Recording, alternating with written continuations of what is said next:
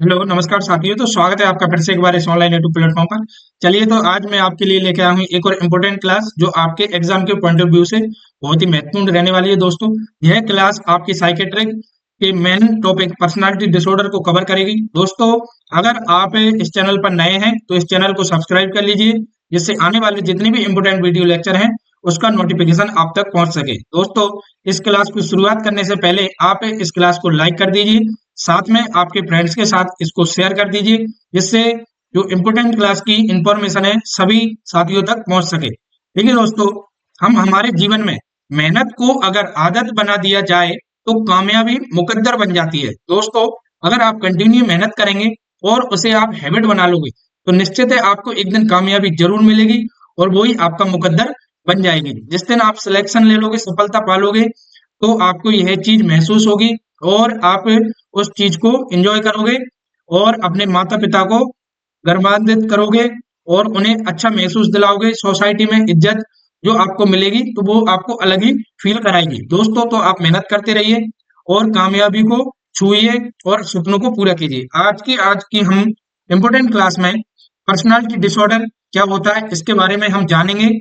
तो देखिए दोस्तों, यहाँ पर हम बात करें पर्सनालिटी डिसऑर्डर, जिसको हमने अलग अलग क्लस्टर में डिवाइड किया है। इसका एक क्लस्टर ए, क्लस्टर बी और क्लस्टर सी, तीन प्रकार के क्लस्टर होते हैं जिन्हें हम पर्सनालिटी डिसऑर्डर मतलब पेशेंट के बिहेवियर के बारे में हम जानेंगे। पेशेंट की कैसी कैसी पर्सनालिटी रहती हैं जिन्हें हम डिसऑर्डर्स में कन्वर्ट करते हैं। उनके सिम्टम्स को पहचान कर आप ये पता लगाएंगे कि उसे किस प्रकार का पर्सनालिटी डिसऑर्डर है। तो यहाँ पर हम क्लस्टर ए की बात करते हैं, तो यह ऑड और एसेंट्रिक होता है। ठीक है, तो यहाँ पर हम बात करें, इसकी भी थ्री टाइप है: पैरानॉइड पर्सनालिटी डिसऑर्डर, सीजोइड और सीजोटाइपल। तो इस प्रकार के जो सिम्टम है वो क्लस्टर ए वाले ऑड और इसेंट्रिक पर्सनालिटी डिसऑर्डर वाले पेशेंट में हमको देखने को मिलते हैं। यहाँ पर अगर पैरानॉइड पर्सनालिटी डिसऑर्डर देखने को मिल रहे हैं तो पेशेंट में कौन से सिम्टम आपको यहाँ पर नजर आएंगे उनके बारे में हम पढ़ते हैं। देखिए दोस्तों, यहाँ पर पैरानॉइड पर्सनालिटी डिसऑर्डर वाला पेशेंट है सस्पिशियस ऑफ अदर, दूसरे पेशेंट पर हमेशा शक करता है।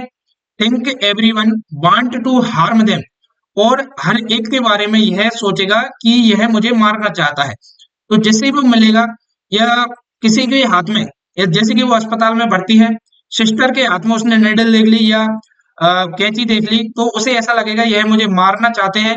या दूसरे ग्रुप को देख लिया उसने, दूर खड़े ग्रुप को आपस में बात कर रहे हैं, तो उसके दिमाग में ये चीज चलेगी, क्या ये दोनों मेरे बीच में साजिश कर रहे हैं, मुझे मारने की साजिश कर रहे हैं। ऐसी और थिंकिंग पेशेंट में देखने को मिलेगी। और कई सोसाइटी में आपको इस प्रकार के पेशेंट अगर देखने को मिलते हैं तो उनमें पैरानॉइड पर्सनालिटी डिसऑर्डर होने की संभावना रहती है। ठीक है दोस्तों, यहाँ पर दूसरे हम बात करें सीजोइड, यह इंडिफरेंट होता है, seclusive, detached, does not care for close relationship, यह हमेशा दूसरों से दूर भागेगा, डिअटैच रहने की कोशिश करेगा। इंडिफरेंट तो रहता ही है अलग, जिसमें पर्सनालिटी डिसऑर्डर होते हैं वो नॉर्मल लोगों से अलग ही दिख जाते हैं, उनमें कुछ ना कुछ डिफरेंस देखने को मिलता है।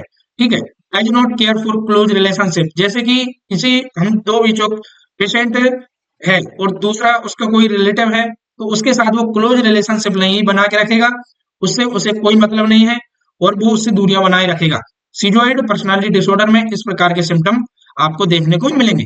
एक रहता है सीजोटाइपल ओवर थिंकिंग, जैसे कि पेशेंट में आपको देखने को मिलेगी मैजिकल थिंकिंग, वो मैजिक करता रहेगा, आपस में सोचता रहेगा, खुद ही के बारे में बातें करता रहेगा, कुछ उल्टा सीधा सोचता रहेगा। तो ऐसी मैजिकल थिंकिंग उसके दिमाग में चलती रहती है। और स्ट्रेंज अपीयरेंस, जैसा कि वो ऐसा बिहेवियर करेगा कि वो अजनबी है, किसी को जानता नहीं है, पहचानता नहीं, ऐसा ओल्ड कंडीशन उसमें देखने को मिलेगी। तो क्लस्टर ए में यहाँ पर आपको पैरानॉइड, सीजोइड और सीजोटाइपल अलग अलग सिम्टम्स के पर्सनालिटी डिसऑर्डर आपको क्लस्टर ए में देखने को मिलते हैं, जो ऑड और इसेंट्रिक होते हैं।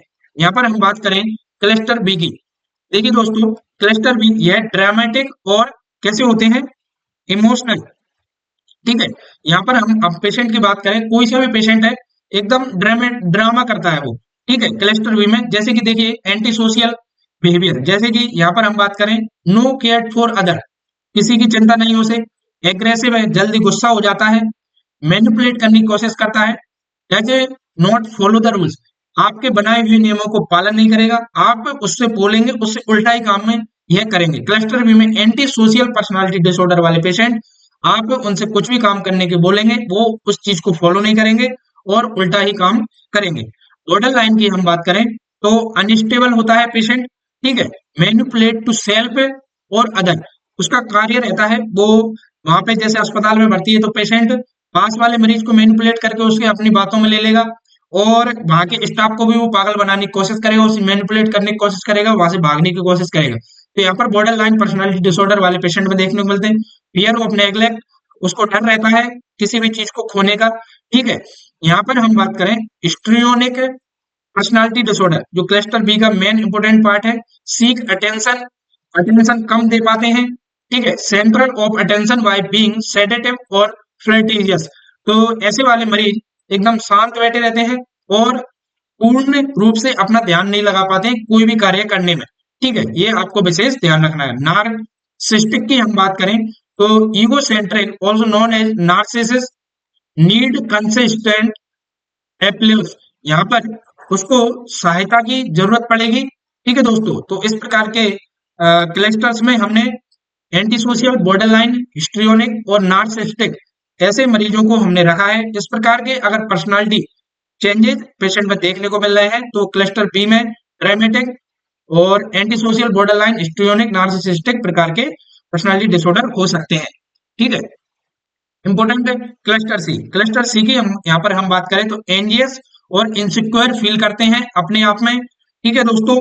तो यहाँ पर हम बात करें अवॉइडेंट, एक पेशेंट है एंजियस इन सोशल सेटिंग, उसे डर लगेगा, घबराया हुआ रहेगा, उसे अगर वो सोसाइटी में रह रहा है तो उसे ऐसा फील होगा कि मुझे अलग ही एंजाइटी फील हो रही है, उसे बुरा लग रहा है, मैं यहाँ पर नहीं रहूंगा, मैं यहाँ से दूर जाना चाहता हूँ, ऐसी उसे फीलिंग्स आएंगी।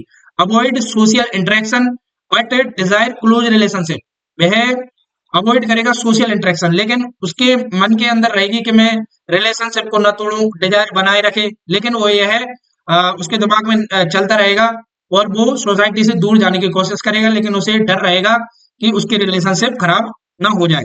फियर ऑफ अबेंडोनमेंट, उसको फियर रहता है इसी चीज का, ठीक है, होने का डर रहता है, उसे त्याग का डर रहता है। डिपेंडेंट की हम बात करें, एक्सट्रीम डिपेंडेंसी ऑन समवन, इस प्रकार के मरीज दूसरे पर बहुत ज्यादा निर्भर रहते हैं, अकेले नहीं रह सकते ये वाले मरीज। Search urgently to find a new relationship when the other fails, और यह नए नए नाते बनाने में इंपोर्टेंस रखते हैं। अगर आपकी इससे पेशेंट से लड़ाई हो गई तो वो दूसरे की खोज में लग जाएगा, नहीं मुझे तो चाहिए, डिपेंडेंट ही है, उसको एक परमानेंट दोस्त की जरूरत यहाँ पर पड़ने वाली है। ऑब्सेसिव कंपल्सिव, इस प्रकार के पर्सनालिटी डिसऑर्डर में परफेक्टनिस्ट, कंट्रोल इशू और रिजिड, यहाँ पर ये पेशेंट रहता है तो वो बहुत कठोर रहता है। कैसा रहता है? कठोर, उसका बिहेवियर है बिल्कुल एकदम स्ट्रिक्ट, और कंट्रोल इशू रहेंगे, परफेक्टनिस्ट में उसको दिक्कत रहने वाली। तो obsessive compulsive cluster C personality disorder वाले मरीज कठोर होते हैं। तो हमने 3 प्रकार के पर्सनालिटी डिसऑर्डर को इस वीडियो लेक्चर में जाना, जो क्लस्टर ए, क्लस्टर बी और क्लस्टर सी, अलग अलग उसके पेशेंट के सिम्टम के अकॉर्डिंग किस प्रकार का वो बिहेवियर कर रहा है, उसके अकॉर्डिंग हमने इन पर्सनालिटी डिसऑर्डर को अलग अलग क्लस्टर में बांटा और अच्छे से समझा। तो इस दौरान अब नर्स की क्या भूमिका यहाँ पर रहने वाली है, जो वो ये भूमिका अदा करेगी। यहाँ पर हम बात करें नर्सिंग केयर की, तो जो मेनली इसकी जो रहने वाली है, safety is on priority, examiner यहाँ से प्रश्न पूछेगा और वो इम्पोर्टेंट भी है, तो यहाँ पर नर्स को विशेष ध्यान रखना है कि सेफ्टी इज अ प्रायोरिटी। हमेशा जो पर्सनालिटी डिसऑर्डर वाले पेशेंट होते हैं उनमें सेफ्टी आपको प्रायोरिटी पे रखनी है, ठीक है। Client with personality disorder are at increase risk for violence और सेल्फ हार्म, और वह ऐसे पेशेंट होते हैं जिनको पर्सनालिटी डिसऑर्डर है, वो कभी भी शोर मचा सकते हैं, दूसरे पेशेंट को हानि पहुंचा सकते हैं और खुद को भी हानि पहुंचा सकते हैं। तो आपको विशेष ध्यान रखना है, मरीज की सेफ्टी के बारे में आपको यहाँ पर ध्यान रखना है। Develop a therapeutic relationship, patient के साथ आपको थेराप्यूटिक रिलेशनशिप में बात करना है, चिल्ला के बात नहीं करना है। तो आपको ऐसा व्यवहार नहीं बनाना है, पर उसे अच्छे से बात करना है, अच्छे से ट्रीट करना है पेशेंट को। ठीक है। Respect the client need while still setting limit consistency, और आपको पेशेंट की क्लाइंट की नीड की रेस्पेक्ट करनी है। अगर वो अच्छे से बात कर रहा है तो आपको अच्छे से बात करके उसे सलाह देनी है, और उसे फाल्स स्टेटमेंट नहीं देना है। ठीक है। स्टिल सेटिंग कंसिस्टेंसी लिमिट, और आपको आपकी लिमिट्स का भी ध्यान रखना है, क्योंकि आप वहां पे चार्जेबल हो, ज्यादा भी आपको रिश्तेदारी नहीं निभानी है। उसे आप फाल्स स्टेटमेंट नहीं देंगे, और उसे सारी सच्चाई बता के रखेंगे, और अच्छे प्यार मोहब्बत से बात करेंगे। Give the client choice to improve their feeling of control, और उसे चॉइस रखेंगे पेशेंट के अपनी फीलिंग्स में इंप्रूव लाए, कंट्रोल करे, और नॉर्मल पेशेंट्स की तरह बिहेवियर करने की कोशिश करे। ठीक है। यहाँ पर और ट्रीटमेंट, ट्रीटमेंट क्या क्या रहेगा यहाँ पर। मेडिकेशंस की हम बात करें तो जो पर्सनालिटी डिसऑर्डर वाले पेशेंट होते हैं उन्हें एंटी डिप्रेसेंट दवाइयाँ, एंजियोलाइटिक, एंटी साइकोटिक और मूड स्टेबलाइजर, इस प्रकार की दवाइयाँ चालू रहती हैं। और थेरापीज कौन कौन सी दे सकते हैं हम, psychotherapy, group therapy, cognitive therapy और बिहेवियरल थेरापी, इस प्रकार की थेरापी देके आप मरीज में मेडिकल ट्रीटमेंट और थेरापीज को कंटिन्यू रख के पेशेंट को आप ठीक कर सकते हो, और उनके बिहेवियर में, उनके वार्तालाप में और उनके इन्वायरमेंट में चेंजेस ला सकते हो। ठीक है दोस्तों, तो आज की इस शानदार क्लास में इंपोर्टेंट प्रश्न है जो एग्जामिनर यहाँ से पर्सनालिटी डिसऑर्डर से पूछता है, तो आप इसके नोट्स बनाइए और रिवीजन में लाइए, जिससे आपके ये नोट्स तैयार होंगे और आपके दिमाग में ये सारी चीजें रहेंगी। यहाँ से बहुत अच्छे क्वेश्चन बनेंगे जो आपके एग्जामिनर यहाँ से पूछता ही पूछता है। दोस्तों, मिलते हैं अगले वीडियो लेक्चर में, और आप इस चैनल पर नए हैं तो इस चैनल को सब्सक्राइब कर लीजिए, जिससे आने वाले जितने भी इंपोर्टेंट वीडियो लेक्चर हैं उसका नोटिफिकेशन आप तक पहुंच सके। धन्यवाद दोस्तों।